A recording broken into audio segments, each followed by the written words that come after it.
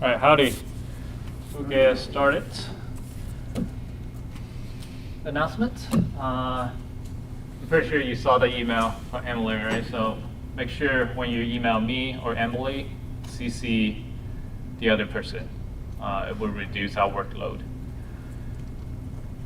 Also, a lot of people might use howdy to begin the email. How many of you do that?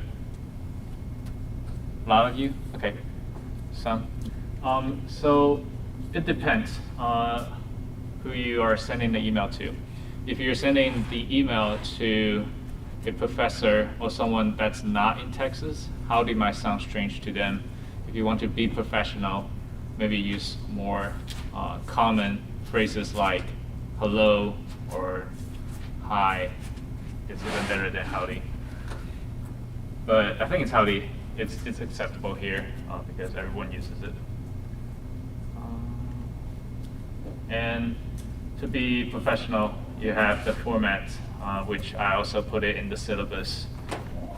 It just help you develop better habits sending emails. Don't just send out random emails like you're chatting with someone through text, right? It will leave the other person a bad impression of you. Okay, so your midterm grades are posted. We have most people in the A and B ranges. We have some people in C, D, F. If you're in this range and you are worried, if you don't know what to do, talk to us so that we can help you, right? If you want to calculate your midterm grades yourself, just in case I did it wrong or something, you can do that by using your total grades right now, divided by 60. And let me know if there's any mistakes on your grades. So for your exam and the class in general, did you do better or worse than you expected? So how many of you did better than you expected? Okay, 2. How many of you did worse than you expected? Some.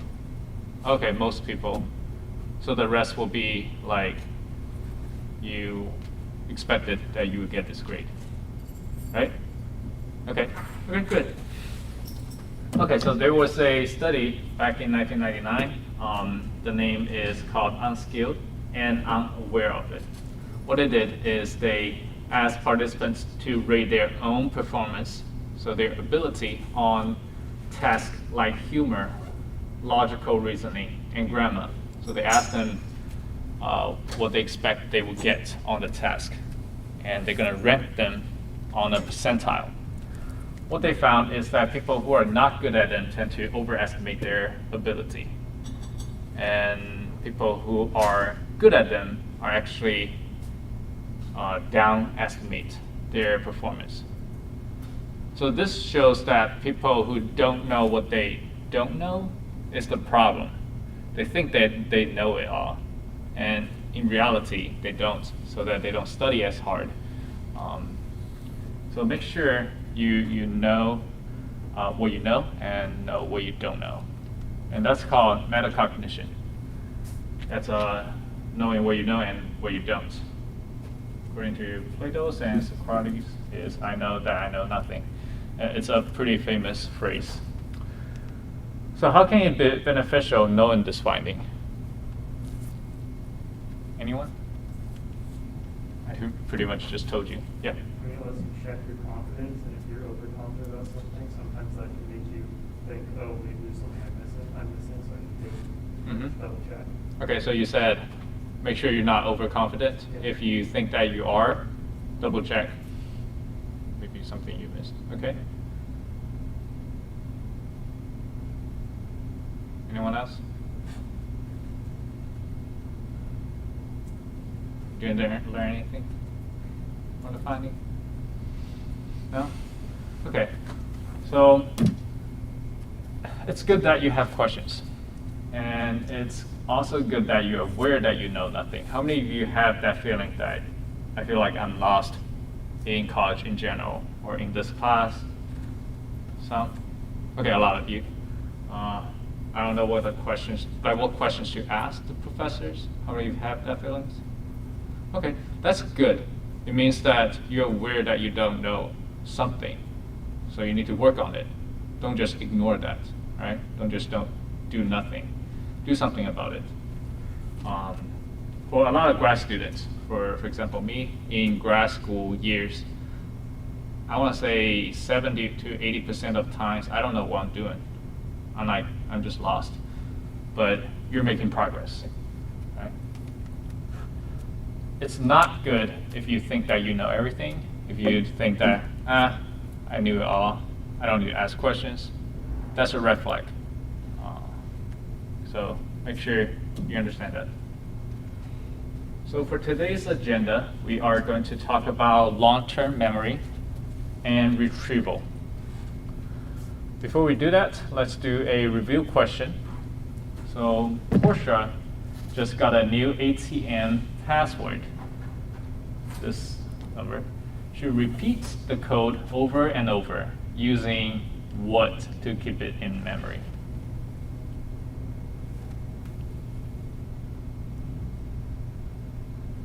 You can speak louder. B? B as boy or? Okay. Okay, so yeah, it's a maintenance rehearsal. Portia is just repeating it without trying to find meanings in it, without trying to make it complicated, try to remember it. Does that make sense? So it's not elaborative rehearsal, it's maintenance rehearsal. Okay, very good. So long-term memory, this is usually what we think of as memory. When we talk about memory in our daily lives, we're usually referring to long-term memory. This is the most complex form, and it uses more elaborative processing. The capacity for long-term memory is a large amount of information. Some people even consider it's unlimited. They think that you can never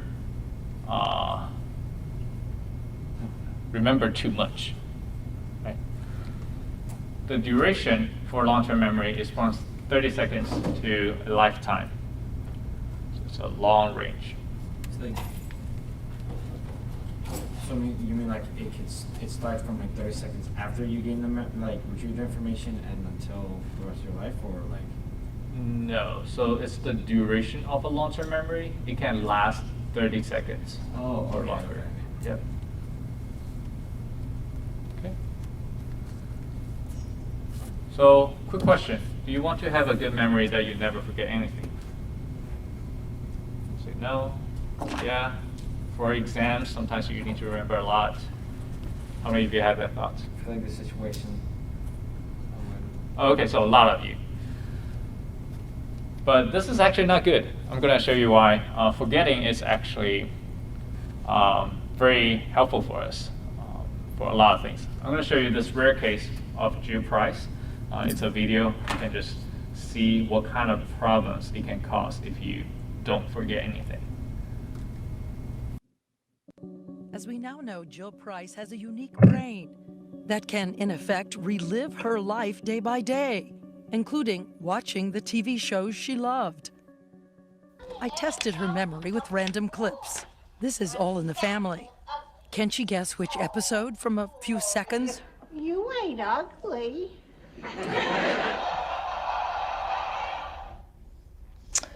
1975. She had her baby on the 22nd of December, 1975. And this was right before. She's right. By the way, she once helped work on a retrospective for CBS. Like, who shot JR? And I would, explain what was going on and what, when it happened. And so it is useful in that respect. What was the date of that episode? Who shot JR was on March 21st, 1980, but we found out who shot JR on November 21st, 1980. And I can tell you what I was doing in both of those instances. Final episode of MASH? February 28th, 1983. And I can tell you what I was doing that day, and it was raining that day too. And what about theme songs? Rockford Files. We brought one to try to stump her. Blansky's Beauties. No? I've never even heard of this show. Blansky's Beauties aired only 3 months in 1977, and she was just 11. Today, she works as an administrator at a religious school. Her job history as unsettled as her life. She says she was 12 when she realized she'd begun to live 2 lives at once, the present and the past. Her mother, Roz. She was not easy. And that's because everything that was going through her head, she couldn't explain. Her brother, Mike. There were things I would think to myself, why don't you just get over that? She doesn't. It was hard for them because they didn't really know what to do for me. My brother is totally opposite of me, so they didn't, I'm screaming and yelling and crying, and they didn't really know what to do for me. You can see the toll it seems to have taken on her year by year. This profound lesson she teaches about our memories, our lives. Is it possible our happiness and survival come from what we choose to edit, to forget? Because you said at one point that we have no idea how much of ourself is created by editing our memories. Right. And I to don't do shape that. ourselves. Right, and I don't do that. Like, I still feel bad about stuff that happened 30 years ago. But we all do, and I mean, we can all remember 1 or 2 things. It's not 1 or 2 things, everything. And I really live it and feel it. And I think, God, if I had just done this, then I wouldn't have done this, and I wouldn't be here, and I'm always constantly doing that. Her father, Len, a Hollywood agent, looks back. Most of us are like that oyster that has that little piece of grain of sand. It builds a pearl around it to smooth out the sand. And that's what our memories are, really. We forget all the bad things, or a lot of them, or they're dulled. The emotions are dulled. But with Jill, she's right there. For instance, her mother, a dancer, remembers saying the usual 1 or 2 things about her daughter's weight gain. Jill has the days and dates. She'll not realize that she said it 500 times. She'll think she said it 1 time. And it has caused a weight problem for her.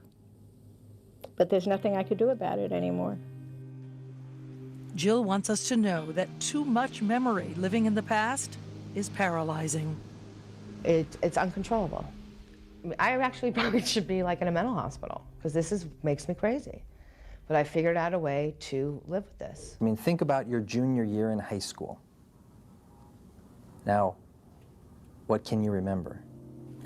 Dr. Cahill and Dr. Begaw of the University of California, Irvine say there's something else they've learned about that mysterious part of Jill's brain which is larger than usual. It's an area associated with OCD. We believe that she has strong tendencies toward the obsessive compulsive. Could her brain be storing an infinity of memories, just as some OCD patients hoard things?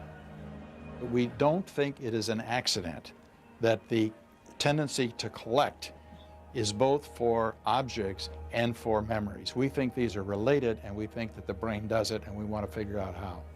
Save things, hoard things? I don't like the word hoard. But yeah, I mean, I have the first doll that was put in my crib. I have the first gift that was given to me when I was born. This is my notebook from senior year in high school. Well, It's like breathing. Have you tried drugs? What kind of drugs? Antidepressants? That doesn't work either. There is only one thing that did make a dramatic difference. 2002, she starts conversing online with a man named Jim Price. They meet, fall in love, and marry. He just got me right from the very beginning, and we laughed all the time, and he was my best friend. When she and Jim were together, it seemed like that was gone. That didn't matter. You know, all the baggage of the memories that she had were kind of put away. For a few years, she had doctors to help her, a husband who adored her. Then, 2 years after the marriage, tragedy. Jim, a diabetic, died of a stroke at the age of 42. Another day to relive in full pain over and over again.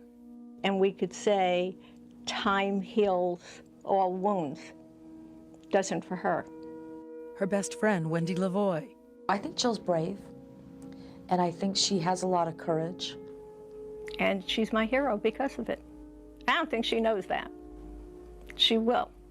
Before we go, she brings something for me, an article from almost 40 years ago. I was in my 20s. I have no memory at all of this. Oh my gosh. Oh, I think you were working at the White House. grief, I was working at the White House. In her book, The Woman Who Can't Forget, she says she's trying to learn to live forward, inspired by her husband, learning to laugh at her difficult gift. What's so great about Jill is Jill will call me on any given day and she'll say, Wendy, do you remember what we did 20 years ago today? I'm like, you're kidding, Jill. I don't remember what I had for lunch today. Little cerebellum. At the same time, the doctors hope she'll help unlock the secrets of Alzheimer's, of genius, and the way all of us remember.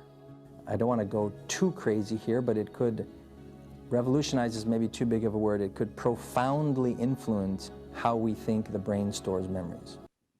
Right. Any questions regarding the video memory loss and stuff? Okay. Yes. So like she said, she kept on like reliving the events, like also like emotionally. So does that mean that the like memories could also like activate emotions then, like even if it's just yeah. So how we remember sometimes is influenced by emotions. Sometimes we remember things better when we are experiencing certain emotions. Let's say we remember when we are very happy, when we are very sad, when we are very angry, right? So emotions definitely play a role in the memory. Yes? So do you think she's ever like lost an argument before? Lost her what? Like lost an argument? Argument? Yeah. I have no idea.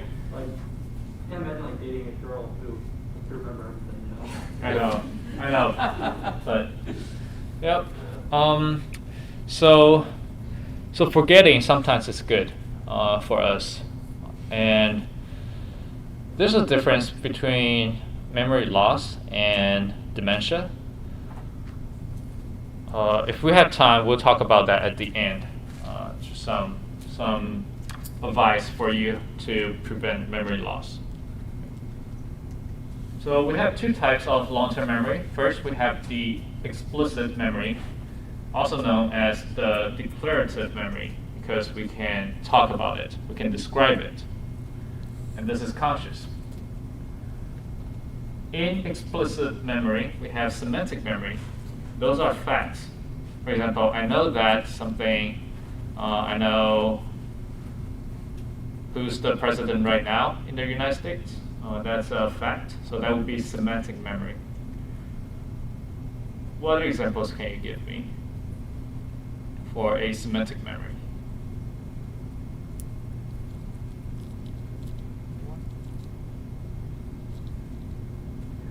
Home address. Home address? Yes, so that's a fact. That's a semantic memory. There are a ton of them. I'll take two more. I know that the U.S. consists of 50 states. Yes, very good. So that's a semantic memory. 50 states in the United States. What's your name again? Clarissa. Clarissa? Yes. If I didn't say your name because I remember it. I'll take one more. Yep. basic math facts, like 2 + 2 is 4. Okay, very good. So math, 2 + 2 is 4. Is that what you said? Okay, very good. So that's semantic memory. Very good. And then we have episodic memory. That's events-like memory. So I remember when this happened, I was doing something, or I was angry, I was happy at the time. So those are in episodes. We call it the episodic memory. Any example for episodic memory? Like remembering what we talked about on Monday. Very good. So on Monday, what we learned, Yeah. what I talked about. So those are episodic memory. What else? I'll take one more. Vacations. I remember when we went on vacation. Okay, so on vacation, what did you do? How did you feel on the vacation? Very good. So those will be episodic memory. And both of them, you can describe them, right? So those are explicit memory. Then we also have implicit memory. Those are also known as non-declarative, or we call it the unconscious memory. One example would be procedural memory. So those are skills. Like I can ride a bicycle, I can drive a car, I know how to tie a tie. But if you ask me, how do I do it? Or you ask me to teach you by words, it's going to be very hard. Let's use riding a bike as an example. How would I describe to balance on the bike? And how much pressure do you push on your right foot and then left foot? And then how do you keep your balance while you're doing that? I can't really describe it, right? And also, like tying a tie. How many of you have tried to tie a tie? Okay, a lot of you. You have to actually do it to understand how it works, right? Yeah. You can't just read instructions and, oh, I got it, that's how it works. So those will be procedural memories, and they're separate. One example was the HN. Do you remember this guy? And do you remember what he did? Yep, very good. So he lost the ability to form implicit memory anymore, but he still had the ability to gain implicit memory. So when he was asked to draw a star using his left hand within the mirror, he got better and better. That's procedural memory. Also, priming is another example of implicit memory, but we're not going to talk about that. We already discussed this before. So this is a graph to help you remember. In long-term memory, we have procedural memories and declarative memories. One is knowing how, the other one is knowing that. Under the declarative memories, you also have semantic memories and episodic memories. One is your general knowledge about something, and the other one is your personal recollection, so your experience.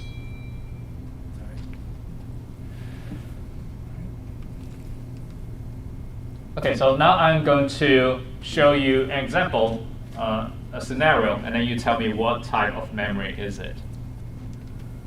Your first dance. Episodic. Very good. So episodic. How to dance. Procedural. Procedural. Very good. What a dance is. Semantic. Very good. Semantic. Your pet's name. Semantic. Very good. Semantic. What you did on your last birthday. Episodic. Episodic. How to throw a baseball. Procedural. Procedural. Okay, very good, very good. So now you know what kind of memory those are, and they're different. We can lose ability to form one, not the other, or both. So they're separate.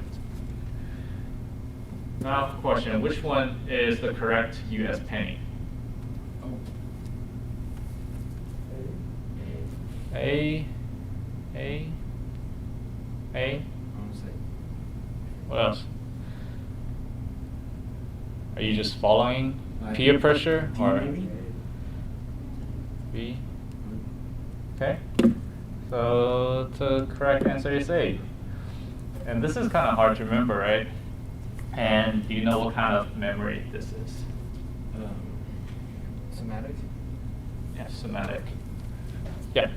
So I have a question between like semantic and episodic. So what if like you learn a fact that's about an event, like what happened during like this day on the War of 1812 or something like that?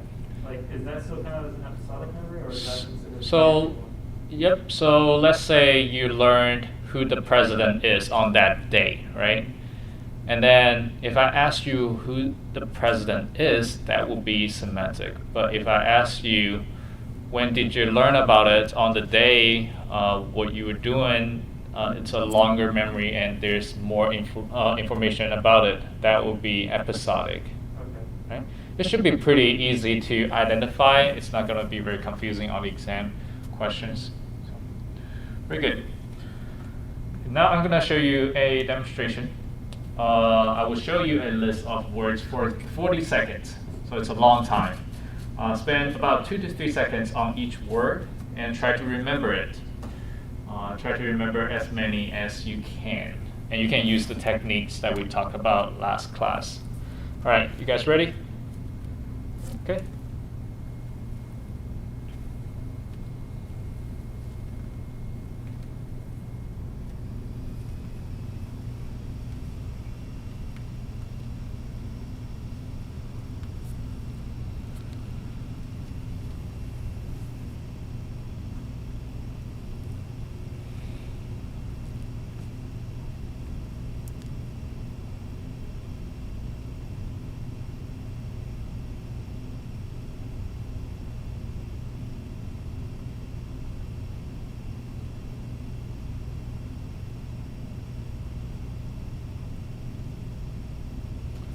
Okay, now use a piece of paper or use your computer or your phone. Write down what you remember. I'll give you about 40 seconds again. Once you're done, you can look up. Sometimes it doesn't take that long.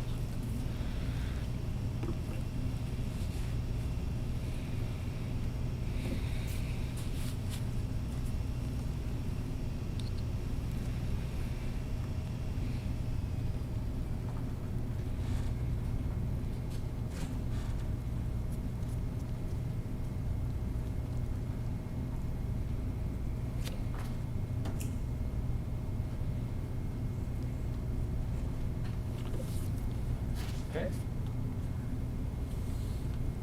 All right.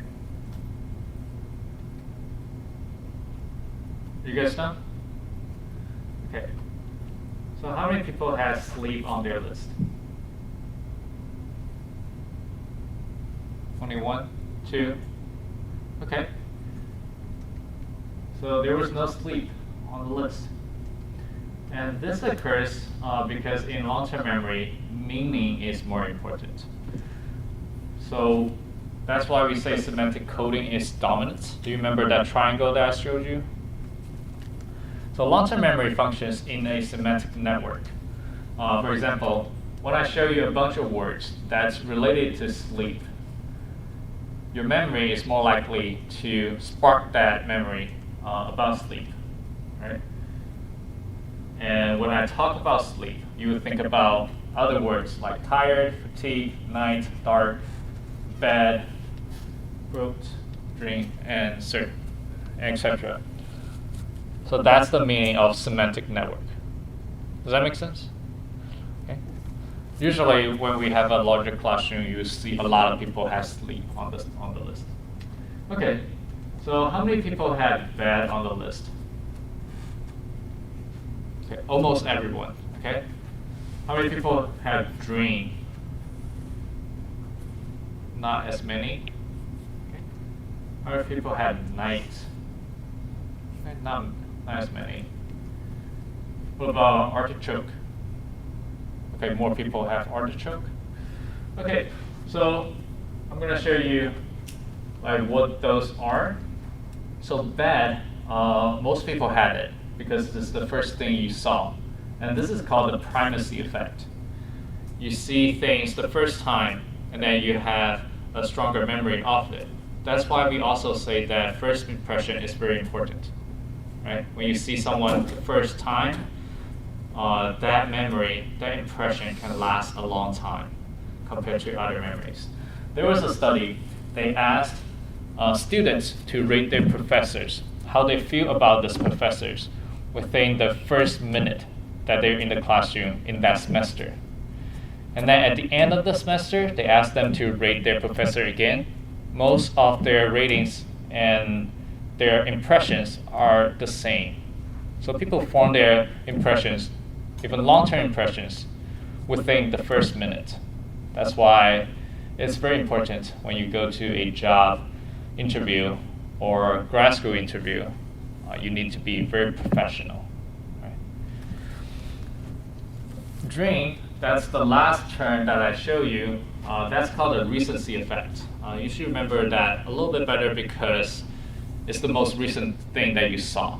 And when you recall it, it's easier to recall that because you just saw it, right? And the artichoke is the oddball effect because that just doesn't really align in the list that I just showed you. Does that make sense? Like all the effects? Okay. If not, ask me and then I'll try to explain this more. Okay, so question. Federico is 2 years old and learning how to tie his shoelaces. His father knows how to tie laces, but is having a hard time verbalizing the steps to his son. Is struggling with his memory of shoe tying. B procedural. Okay, very good. So, yep, it's procedural memories. You can't really verbalize it. Okay, can't really describe it. Okay. Any questions so far on the things that we just mentioned? We good? Okay. Online students are good too? Okay. Okay, next we are going to talk about retrieval. If you remember, we have 3 boxes. That's the 3 process in memory. First we have encoding, then storage, and then retrieval. And do you remember the 3 steps? No? So just make sure you know the 3 steps and then the 3 processes. The 3 steps, I think it was the... It's like receive information and then processing and then storage or something like that. Like, it's the idea of it. I don't remember what it's I don't think so. But go check your notes later. Make sure you know the difference. So retrieval, this is when we call up information that is stored in memory.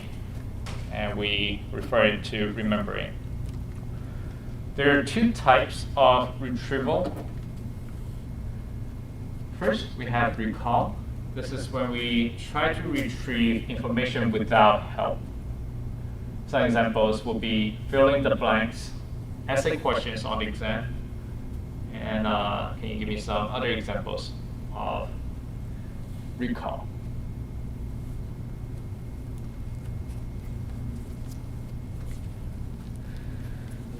Recalling someone's phone number? Yep. Recalling someone's phone number. I'll give you one more example. And oh, okay. Your name is? Riley. Okay. Could it be like when you have like a birthday back, like when you're in middle school or something, like the teacher's name? The teacher's name? Yeah, like the teacher's name, like it's the teacher's name. Oh, okay. So if someone asks you, what's your English teacher's name in middle school? Yep, that will be recall. Yep, very good. And then we have recognition. That's the retrieval aided by clues. One example would be the multiple choice that you have on our exam. You have multiple options to choose from. You're not just trying to come up with that information. Right? What other examples do you have of recognition?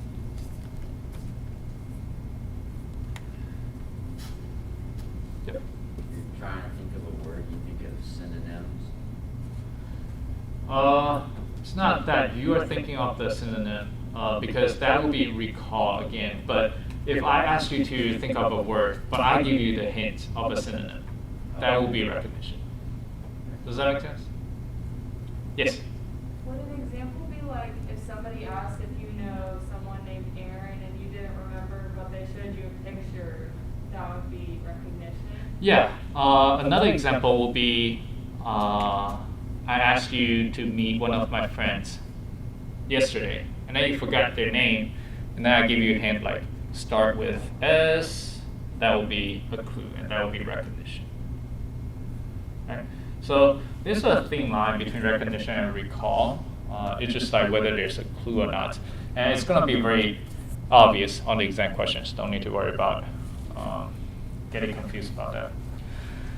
So retrieval cues, those are the stimuli that help us remember and recognize information. And the cues there are so many cues. I just gave you some examples. Okay.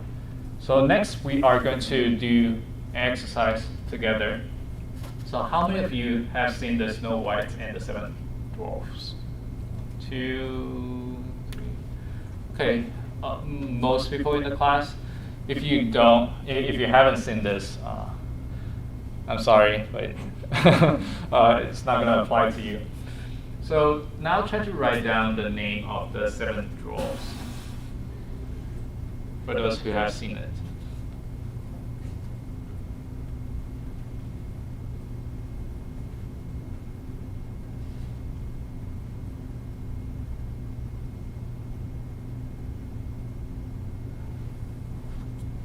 Okay, so what kind of retrieval is this? Recall. Very good, so it's recall. I'm just asking you to write down their names. Okay, now, does this help a little bit? No, yeah, a little bit. So now it becomes recognition, right? Okay. And what about now? Choose their names from this list. Yeah. Okay, now can you remember? Yeah. Okay. All right, so those are the correct answers. Did you get it right? Not 3. 3. Okay. So a technique to remember this is there are 2 Ds, and then there are 2 S's and 3 emotions. It's not like that you need to remember this in your exam, but it's just memory technique, right? When you have some kind of information, you can think of ways to process that information deeper to enhance that memory. Does that make sense? No, I'm never going to forget the names of 7 dwarves. Well, trust me, you forget. Because I teach this every year, I still don't remember.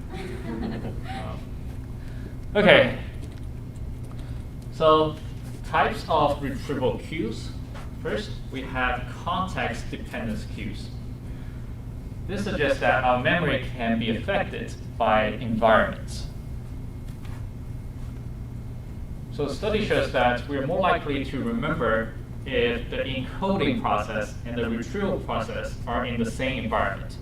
For example, you go to a room and then you forget why you're there. Have you had that before? Oh, too many times. Huh? And then when you go back to your original room, suddenly you remember. So that's context-dependent cues. Yes? Is that like you told us for like the first test, it's proven that if you take the test in the same place you learn the information, you recall it better? Is Yes. that this concept? Yes, so that will be context-dependent cues.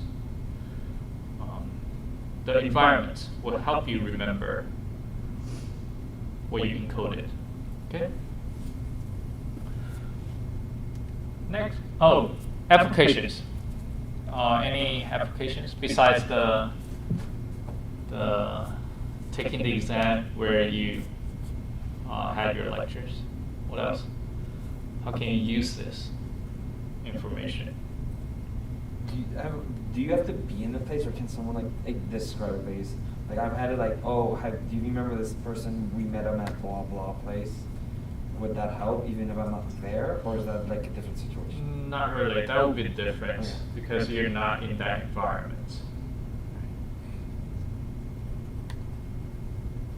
Yes. Would it be like if you misplace something with your glasses and you retrace your steps to see them? Yep, very good. So when you lost something, like your keys, what do? You retrace your steps. Yeah, you try to go to the places that you've been to. Sometimes you're using it without knowing, okay, how it works, right? Yes? Is it like also like the idea of like, once you've been there once, you know how to get there again? Or like, once you've been there once, you know how to get back? Not really. Oh. Because That like- would be different. That's more like navigation. Okay. I don't think it's really like context dependence. You're not using the environment to remember. So maybe you remembering the routes. So how like basing it off of like landmarks then maybe? Yeah. Like if I'm like, if you're like, oh, if I'm like in the center of campus, I remember if I Yeah. walk right, it'll take me to like MSC or something. I think that would be a more appropriate example. You go to a place and then you have the landmarks. That environment help you remember. Okay. Okay. Very good. So studying in a quiet setting, because you normally take your exam, it should be S. Mistyped it. Take your exams at a quiet setting, right? So how many of you listen to music when you study? You guys, that's together. Okay. So can you listen to music when you take the exams? I know some professors allow you to do that. No. Okay, so try this. Try to just study without the music and then take the exam. See if you can notice the difference. So usually, if you study in a quiet setting, you should be better at recalling when you're taking the exam at a quiet setting. How many of you taken those exams that needs like verbal feedback? Like you need to talk about it and then everyone's talking about it in the exam setting. It's just so annoying. No? So I had to take this exam called TOEFL. It's English as second language test. And so we need to speak to the computer. And by the time everyone gets to that verbal section, everyone's speaking. So it's so annoying. Sometimes you can't even hear what you're saying. So in that case, you can try to study in a crowded place, maybe in a cafe, in a restaurant, and try to get used to that. So you get the idea how to use context-dependent cues, right? Mm-hmm. Okay, very good. Next, we have state-dependent cues. That suggests that our memory can be affected by a person's internal state. So mood congruent, this concept is when we remember happy things when we're happy and sad things when we're sad, etc. For example, if you're sad, it is more difficult to remember details of a happy memory, right? So when your friend is being very sad about something, and then you ask them, oh, think of that one time you were very happy, that doesn't really work because they can't really remember that. So that's a bad soothing technique. Maybe when they're sad, just be there with them and then listen to them instead of, I don't know, talking too much. Sometimes it backfires. Okay. Okay, what about this? One of the students, they asked me, if you're drunk when you're studying, you had a party right before the exam, should you take the exam while being drunk? No. No? Okay. If you think no, okay, most of you. If you think yes, okay, so based on the state dependence cues, right? We just talked about this. Based off like that, then yes. But you have to also take into consideration like what does being drunk do to your memory? Yeah. Which like we learned that a couple of days like for the first test. Yep. So in part one, we learned that alcohol is gonna impair memories and a lot of other things, your verbal skills, even your balance.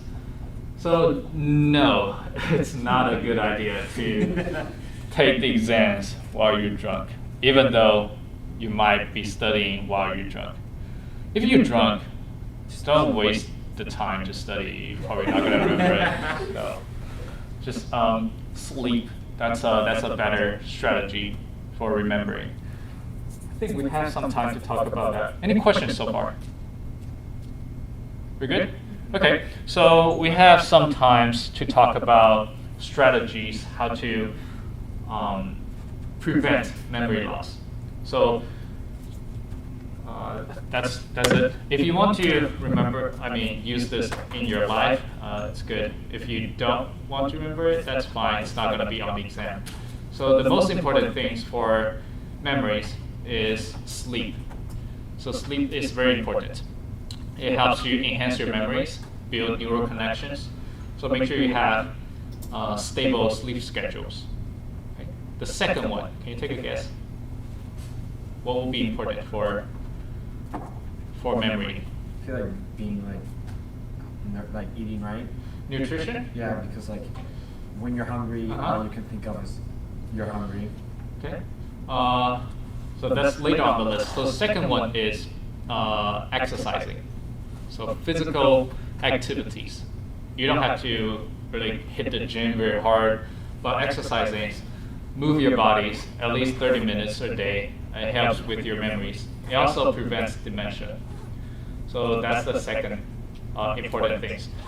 The third one will be socializing. You don't have to go to parties and stuff, but you need to talk to people. You need to interact with people. When you meet with people, your brain needs to exercise because humans are unpredictable, right?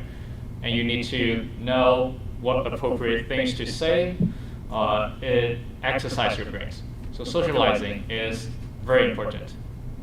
The fourth thing, I'm trying to recall.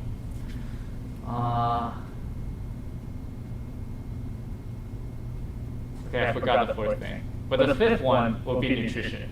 So make sure you eat well. Don't eat a lot of junk food that's gonna affect your memories. The fourth one I now remember is your laughter spoke my train of thought. Got it. Learning. The fourth one, learning new things. So it doesn't have to be learning knowledge.